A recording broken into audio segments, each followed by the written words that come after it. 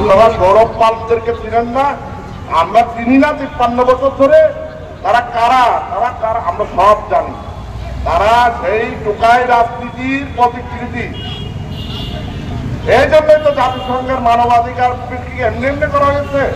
আমরা ওই ধরনের অপরাধ প্রবণ অঞ্চল বাংলাদেশ। মানবাধিকার লঙ্ঘন করবে আর আবার বুক দিয়ে আপনার দিবে মিডিয়াকে, মানবাধিকার সংগঠনকে। এই সাহস তারা কোথেকে পায়? আমি এই সরকারকে দায়ী করছি, তাদের মতো মানুষগুলোকে এখন ওপেনলি চলাফেরা করতেছে।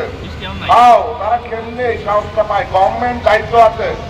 এবং এই কথাটা শোনার পর আমি নিজে দায়িত্ব নিয়ে ওই মাদ্রাসা খোঁজ করে বাইর করে দাদাকে সমস্ত আপ টু ডেট দিলাম যে দাদা এই হচ্ছে মাদ্রাসা, এই হচ্ছে মাদ্রাসার ছাত্র।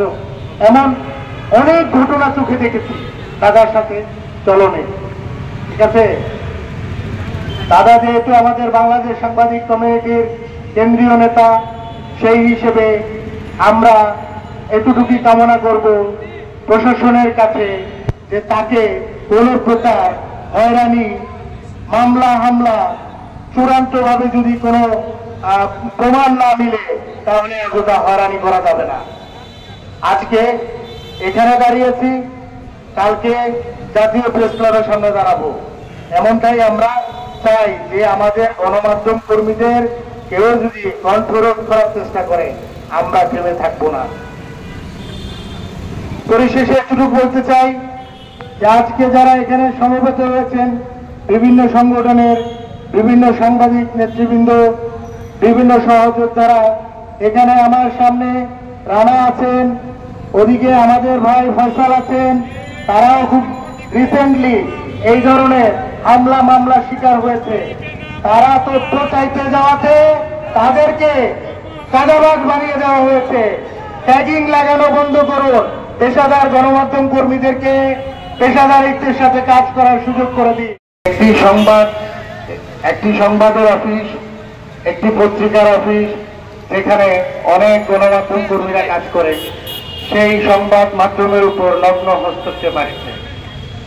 সেই জন্য আজকে আমরা এই জায়গায় সমাবেশ মানববন্ধনে আমাকে আমি একটি কথাই বলবো যে আমাদের দুঃখজনক হলেও সত্য যে আমরা যারা সাংবাদিকতা করি তাদের স্বাধীনতার এই 54 বছরেও সেই মুক্ত স্বাধীনতা, মুক্ত সাংবাদিকতার সুযোগটি আমরা পাচ্ছি না।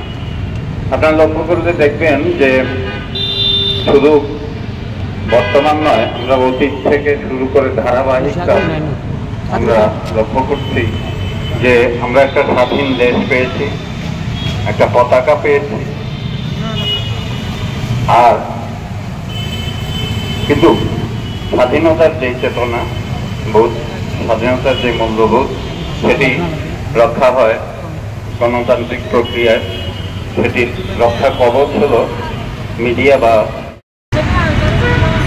সরকার, আওয়ামী লীগ সরকার কুক্ষিগত করেছিল। সেই কুক্ষিগত ব্যবস্থা থেকে বের হয়ে এসে নতুন বাংলাদেশ প্রতিষ্ঠিত হবে আমরা আশা করেছিলাম, কিন্তু আমরা দেখতে পাচ্ছি আমাদের আশা ঘুরে বাড়িতে পরিণত হয়েছে। 5 আগস্ট জেলা কমিটির সম্মানিত সভাপতি শহীদুল ইসলাম কাজটি